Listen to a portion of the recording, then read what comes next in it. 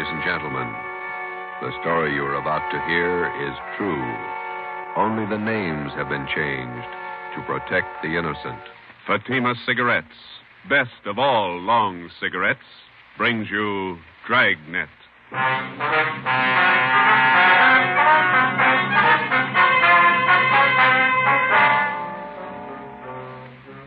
You're a detective sergeant. You're assigned to robbery detail. 2 armed bandits have robbed a large jewelry store in your city. One of the suspects escapes. One is apprehended. He's identified as a friend of yours. Your job, send him to prison. If you want a long cigarette, smoke the best of all long cigarettes. Smoke Fatima. Fatima is the long cigarette which contains the finest Turkish and domestic tobaccos superbly blended to make Fatima extra mild. And that's why Fatima has a much different, much better flavor and aroma than any other long cigarette. That's why Fatima is doubling and redoubling its smokers. So, if you want a long cigarette, smoke the best of all long cigarettes. Smoke Fatima. Dragnet, the documented drama of an actual crime. For the next 30 minutes, in cooperation with the Los Angeles Police Department, you will travel step by step on the side of the law through an actual case from official police files. From beginning to end, from crime to punishment, Dragnet is the story of your police force in action.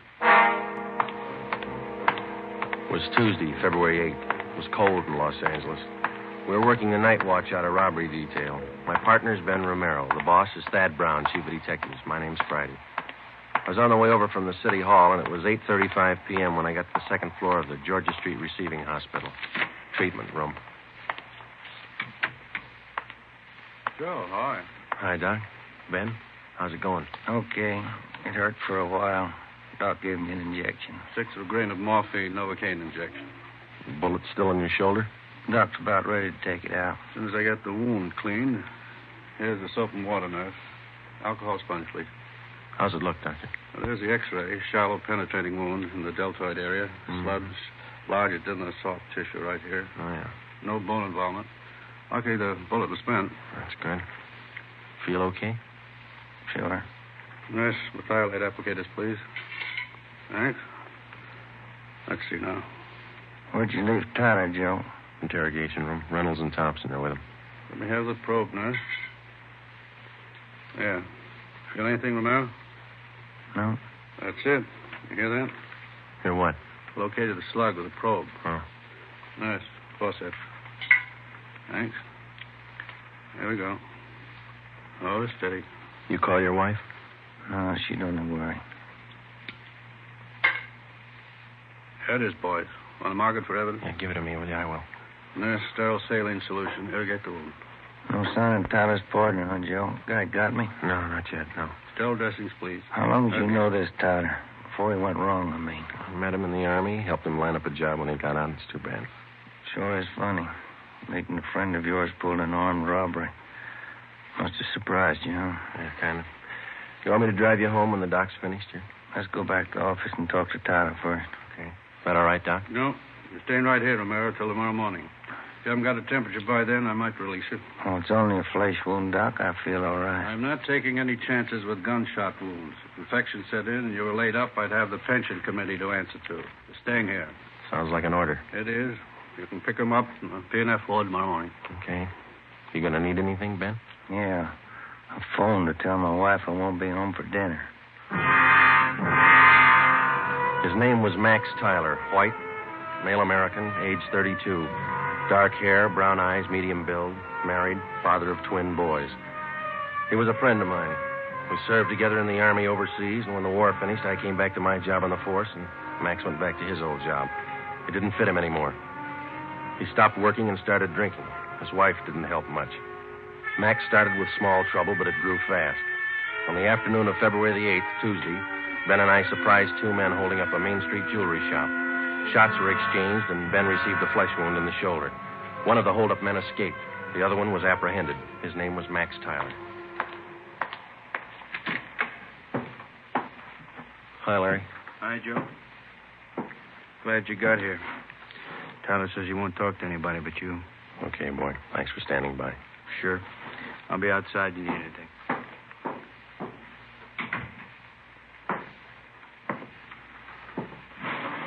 Max, Joe, you're in deep this time. You shot a cop. I didn't. This guy was with me. I didn't fire once. You were in on the job. Yeah. Then don't expect presents. I don't expect anything, Joe. Glad you came back. I don't want to talk to those other cops. I work in the same department they do, same job. Well, it's easier to talk to you. What's your story? I was crazy to try it. No alibis, Joe, but I didn't know what I was doing. Believe me, I just didn't realize. I won't buy it, Max. You told me the same thing 14 months ago when they picked you up for those bum checks you were passing. Sure, I hung some paper, but I'm no hood, Joe. You know that. I was drinking. I needed dough for Dorothy and the kids. You gotta believe me. I need a break. You said that before, too. I went to bat for you. Got off with 6 months and 3 years probation. Now you turn up with another caper. I know, Joe. I know. I'm sorry. You're sorry once, Max, and it works, but one free ride's enough for anybody. Now, that's it. Did I say I wanted that kind of a break? I'll serve my time, Joe. I'll serve every day I owe. I mean, what can you tell me you couldn't have told the other cops? I want to ask you a favor. Yeah? I know you're going to hook me on this. So while I'm doing my time, Dorothy and the kids are staying with relatives out in Inglewood. If you're... Well, just keep an eye on them, you know, Joe. I don't mean dough. Dorothy can work with. Kind of watch out for them, huh? Give them a break, Joe. It's not their fault. Will you do it, Joe? Yeah. Sure, I'll take care of it. Now, you do something for me. Anything you want, guy. Let's have the straight story. Who was the guy with you on that holdup this afternoon? Cresta, George Cresta. You know him. Out of Folsom, short guy, black hair? Yeah. He's got a room above the Red Owl Bar down on East 3rd near Broadway. That's where he hangs out. Where can we find Cresta now? Oh, maybe there. I don't know. I'll give you a list of the places he goes. Some of his friends I've met. He sure roped me in. Said there wasn't going to be any rough stuff. You were carrying an S&W 38? Sure. When they got outside the jewelry shop, Cresta jammed the gun in my hand. I had to put it away, get it out of sight. Believe me, Joe, he roped me into this. It sounds like an alibi, I know, This but is your second time around, Max. It sounds like one. Okay, I got nothing coming. Don't forget about Dorothy and the kids. Huh? I promised you. Now, you want to give me a full statement on the holdup now? Anything you say, Joe. I'll call for a stenographer. Joe. Yeah. I'm sorry. I am. I believe you. You got the feeling too late, that's all. Max Tyler was arraigned in municipal court 2 days later. Bail was set at $10,000. 3 days after that came his preliminary hearing in municipal court. At his arraignment in Superior Court, 5 weeks after he'd been apprehended, Tyler entered a plea of not guilty. A date was set for his trial in Superior Court. Meantime, the hunt for George Cresta, Max's accomplice, went on. There wasn't a sign of him. Our informants had no lead on him, and the all-points bulletin containing all the information we had on Cresta brought in nothing. On Monday, March 22nd, the trial of Max Tyler was held in Superior Court. Ben and I were subpoenaed to appear. The victim of the holdup, the jewelry store manager, was the first to testify. He was questioned by both the prosecutor and the counsel for the defense. He left the stand at 11:25 a.m. If it please, Your Honor. Counsel for the defense. Before the next witness testifies, I'd like permission to approach the bench. Permission granted. Counsel for the prosecution may also put. Wonder what that's all about, Joe. Something's up. Hello. Judge is shaking his head. Public defender's going back to the counsel's table. Counsel for the defense. Your Honor, it is my client's desire to change his plea to guilty. Defendant rise and face the court. Max Tyler, is that your true name? Yes, Your Honor. On the 12th day of March of this year, in Superior Court, Department 83, City and County of Los Angeles, State of California, you have heretofore been arraigned on the charge of robbery in the first degree. At that time, you pled not guilty to the charge in question. Is it now your desire to change that plea? Yes, sir, it is. You've reached this decision of your own free will? Yes, I have. There's been no force employed, no promise of gratuity or reward to induce you to reach this decision? No, sir. Counsel for the prosecution. Yes, Your Honor. Max Tyler, on the 12th day of March of this year in Superior Court, City and County of Los Angeles, State of California, you are arraigned on the charge of robbery in the first degree. That time you entered a plea as set forth in this information. How do you now plead? Guilty or not guilty? Guilty. Is it stipulated that at the time of the commission of the robbery, the defendant was armed with a deadly weapon, to wit, a revolver? So stipulated. Court will fix the degree of robbery as robbery of the first degree. Your Honor, in the interest of justice, the people move to dismiss count 2, assault with a deadly weapon. At this time, Your Honor, the defendant waives time for sentencing and asks that he be sentenced immediately. Just a moment. Max Tyler, it's the judgment of this court that on the 8th day of February of this year, you did enter the premises at 23108 East Main Street in the city, and there did attempt the felonious taking of personal property in the possession of another from his person and immediate presence and against his will. Further, said attempt was made while you were armed with a dangerous and deadly weapon. Tyler, this court finds you guilty of robbery in the first degree. Count 2 is dismissed. Does it, Joe? Decision of this court that you be returned to the county jail. Sheriff will transfer you to the state penitentiary where you will serve the sentence as prescribed by law. Court is set for 15 minutes. Hey, Joe. Miss Tyler over there, she's taking it pretty hard. Yeah, come on, we better go see her. Hello, Dorothy. I love him, Joe. What am I going to do without him? Children. I'll give it to you straight, Dorothy. You didn't do much to keep Max out of this. You drank right along with him. You don't Joe, deserve those kids. That's my opinion. Please, I know it. Don't make it any harder. Don't. I'll do anything I can for the kids, Dorothy. That's all. What am I going to do without him? I can't be all alone without Max. It's not right. It's not right. Neither's armed robbery. Goodbye, Dorothy. Before the end of March, Max Tyler was delivered to San Quentin State Penitentiary, where he started serving his term. His wife, Dorothy Tyler, got a job as a telephone operator. She and her children continued living with their relatives down in Inglewood. I helped them out whenever I could. 6 months went by. Every 2 weeks, faithfully, Tyler wrote me a letter from prison. I answered most of them. While Ben and I worked on other jobs, the search for George Cresta went on. We failed to uncover a single lead. 10 months passed. Tuesday, January 16th, 1949, 4 p.m. I checked in for work as usual. Hi, Joe. Cold out, huh? Yeah. Did you pick up the mail? Mm-hmm. There's a letter in your box from San Quentin. Tyler, huh? How's he doing anyway? Good. Clean record. Got himself a pretty fair job in the prison library. Yeah. I talked to the warden up there. Says Tyler ought to be eligible for parole in about a year if he keeps his nose clean. You going to bat for Tyler again? I don't know.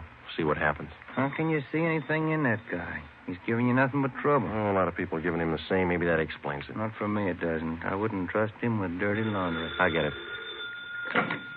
Robbery Friday. Joe, this is Dorothy Tyler. I got to talk to you. Yeah, Dorothy, what's the matter? I found Cresta. I saw him. What? George Cresta. I know where he is. I saw him downtown. I followed him to his place. You sure it was him? I'm positive. He's staying at 134 Jesse Street. It's a rooming house just off Alameda.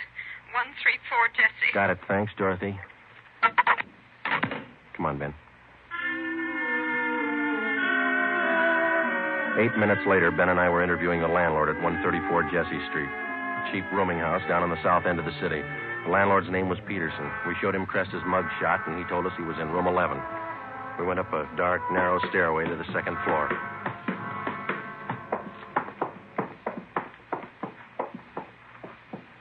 And here we are, number 11. All right, stand clear. I'll try the door. Mm-hmm. It's open. Yeah. Joe, have a look.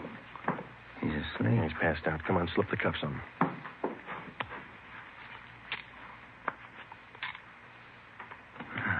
That was easy. All right, I got his gun. He's been drinking, all right. He'll have a big hangover. He'll have a long time to get over it.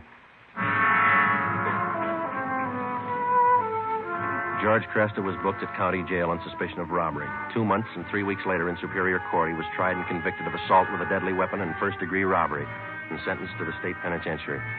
The day after Cresta was sentenced, I was called to the office of Chief of Detectives Thad Brown. Friday, this Max Tyler is coming up for parole in a couple of months. He's a friend of yours, isn't he? That's right, in a way. You've been writing letters to the warden. You've talked to the parole board about him. Understand you're helping on his kids. A few presents. They haven't had much of a break. They're just youngsters. You're working hard to get Tyler's parole. Do you think he's worth it? Well, I was off both him and his wife, and then she gave us that tip about Cresta, and Tyler's got such a good record up at Q, I figured they'd earned another chance. You're sticking your chin out, Joe, helping a con to get a parole. I think you'll realize that. Well, I believe he's a good risk now, Chief. He's pretty weak in some things. He needs direction, that's all. His wife's getting better. She might help more than she did. I hope both of them are worth it. If anything happens, I know I'm going to get it from all sides. You really think some men deserve another chance, don't you? Yes, sir, I do. I wouldn't want you working for me if you didn't. 2 more weeks went by. Tuesday, April the 19th. Ben came down with a bad cold and had to lay off work. At the same time, a new gang started a hold-up campaign among the liquor stores out in the Wilshire district. A new rash of armed robberies broke out in the central area. There was an attempted bank robbery. It was a bad week. Ben got back to work on Saturday. Rough time, huh, Joe? Busy, yeah. Did you beat that cold all right? Sure, I feel much better. Doctor gave me some new medicine. Works good. Oh, that's fine. Maybe I'll knock off early tonight if nothing's doing. That's a good idea. Shouldn't be Joe, too much tonight. Teletype for you. Just came in. Oh, thanks, Larry. Sure. What's the matter, Joe? What is it? Max Tyler. He broke out of prison this morning.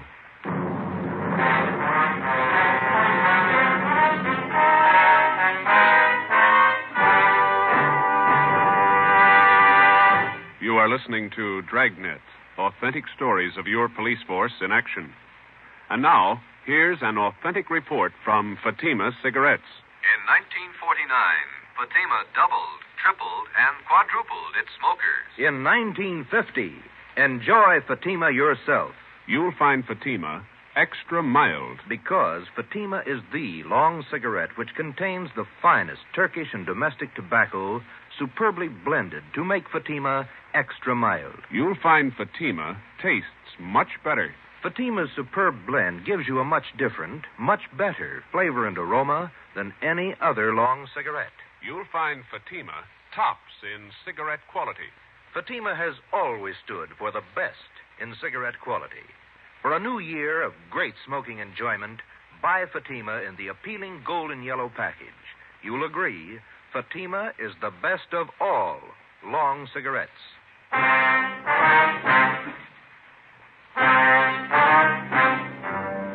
In the course of his career, the police officer is afforded 2 diverse views of the criminal. At first, the rookie cop is taught to distrust the criminal at every turn, without exception.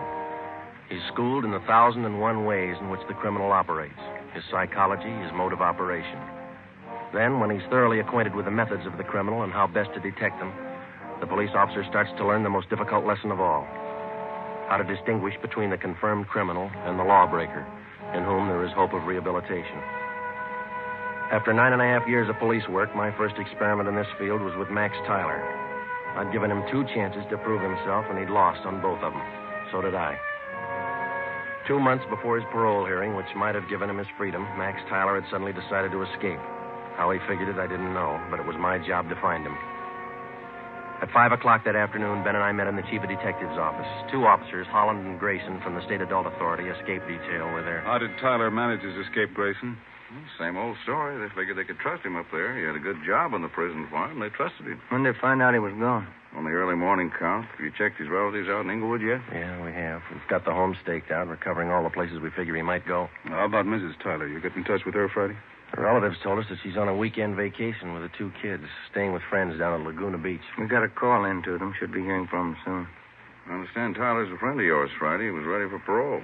Yeah, I was trying to help it along. I thought the guy deserved a break. He didn't need you, Joe. He made his own. Well, he was feeling bad. You weren't the only one fooled, Friday. He had the prison officials buffaloed, too. Yeah, I know. I helped convince them. You got any leads on Tyler at all, Grayson? I mean, from the time he broke prison?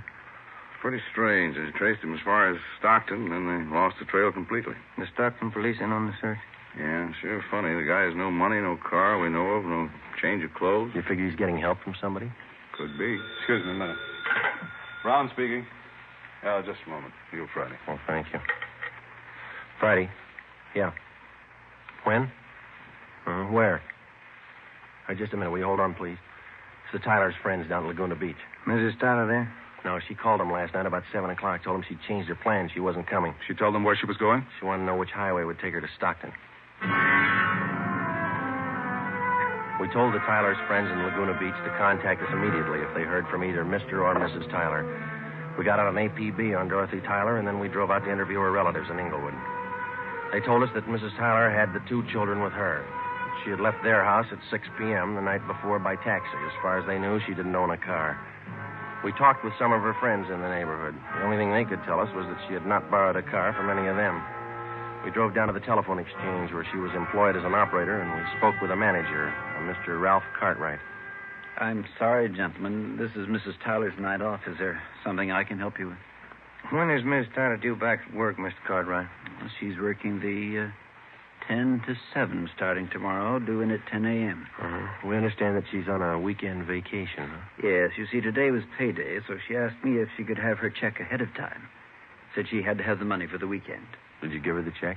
Oh, my, no. I couldn't give her the check ahead of time. But I did do her a favor, just to help her over the weekend. What was that? I loaned her my car. We got a complete description of the car together with a license number and called the office. The information was broadcast to all units throughout the city and teletyped to all points in the state. Chief of Detectives Thad Brown ordered an immediate stakeout on the telephone exchange where Mrs. Tyler was employed. The stakeout at the home of Inglewood continued. Another day passed. We checked with the bank where Mrs. Tyler maintained her account. It was 10:25 a.m. when we got back to robbery detail. Gentlemen, what'd you find out? Miss Tyler closed her account 3 days ago, withdrew all her savings, $46.55. Well, they're not going to go far on that. Any word about that car she borrowed? Teletype came in about an hour ago. They found it just outside Santa Barbara, abandoned. Anyone see the Tylers? No reports. I wonder how those poor kids are making out. He must be crazy, and his wife, too. If she was going to help him pull an escape, why'd she have to drag the kids along? That's the way some parents figure, Friday. They owe their children nothing. The children owe them everything. Call for you, Friday. Take it on 2. Oh, thanks, Larry. Friday. This is Hopkins, Friday, on stakeout at the phone exchange. Yeah, Bert. Tyler woman came for a check. We got her.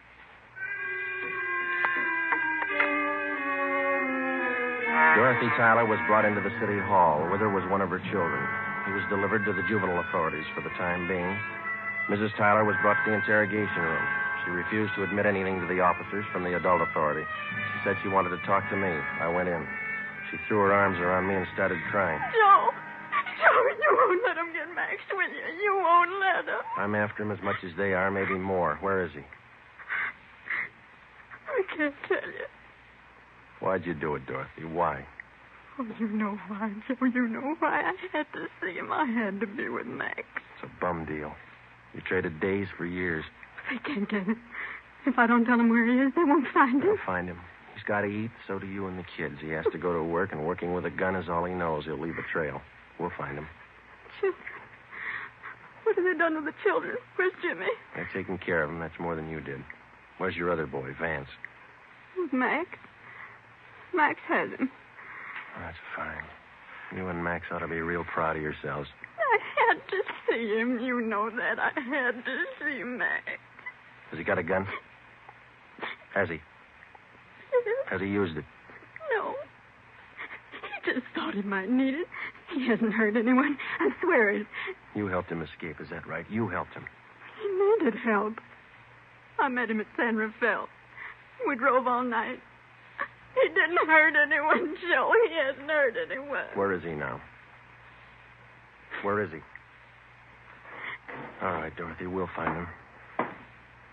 Joe, if I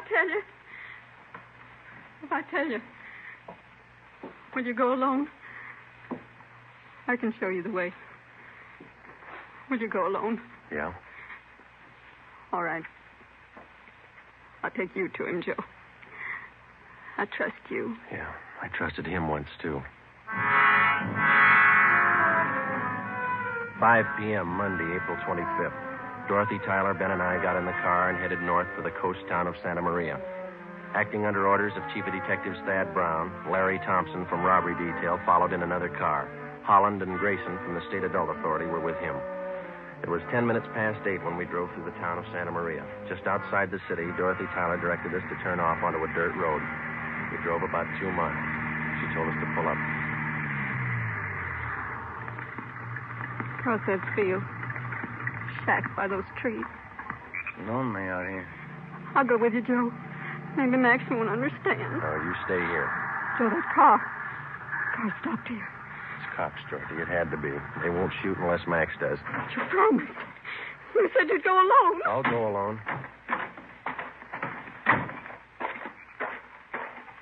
Friday? Hello, Grayson. Where is he? She tell you? That shack over there across the field by that clump of trees. He's got one of the kids with him, that right? Yeah, he won't be any trouble. He's armed. The cons up at Quentin say he won't be taken alive. They say he'll shoot it out. They talk a lot. You better let us take him. You're not getting paid for this one. I'll take him alone. I made a promise. That guy in the shack's in the habit of breaking promises. I keep mine.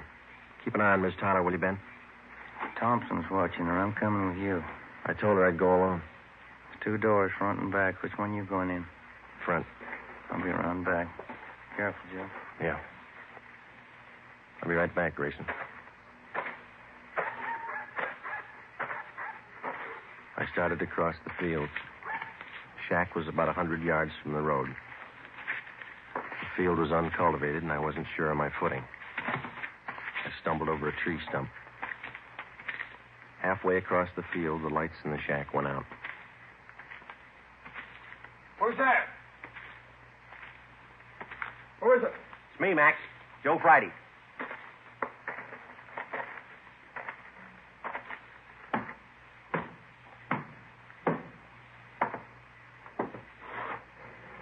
Max? Come on, open up. All right, Max.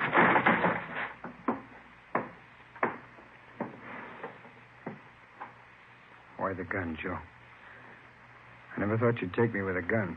I never thought I'd have to kick down a door to get you. You've changed a lot, Max. How'd you find me, Dorothy tell you? Where is she? Outside. Your boy over there, Vance. He's sleeping. He's okay. Put out your hands. Put out your hands. Oh. I'm sorry, Joe. Yeah. You've been good to us. I won't try to explain. Neither will I, Max. Come on.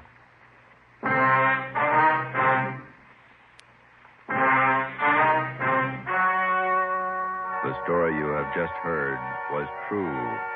Only the names were changed to protect the innocent. On June 2nd, trial was held in Superior Court, City and County of Marin, State of California. In a moment, the results of that trial. It's amazing how many long cigarette smokers are changing to Fatima. Here are the actual figures. New York Division. Fatima sales up 132%. Los Angeles Division. Fatima sales up 545%. St. Louis Division. Fatima sales up 548%. Yes, in 1949, more and more smokers discovered that Fatima is the best of all long cigarettes. They found Fatima extra mild. They found Fatima has a much different, much better flavor. They found the name Fatima means the best in cigarette quality. In 1950, enjoy Fatima yourself. Best of all long cigarettes.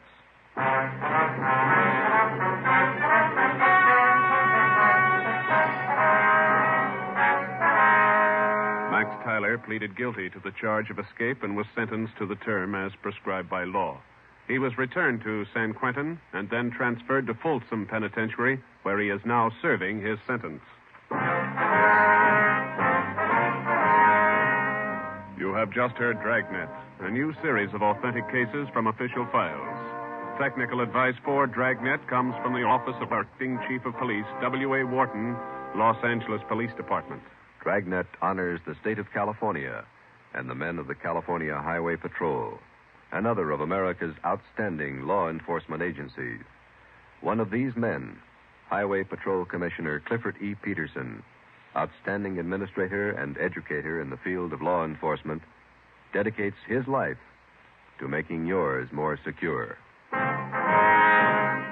Fatima Cigarettes, best of all long cigarettes, has brought you Dragnet from Los Angeles. Be sure to hear Mr. and Mrs. Ronald Coleman in the Halls of Ivy starting tomorrow on NBC.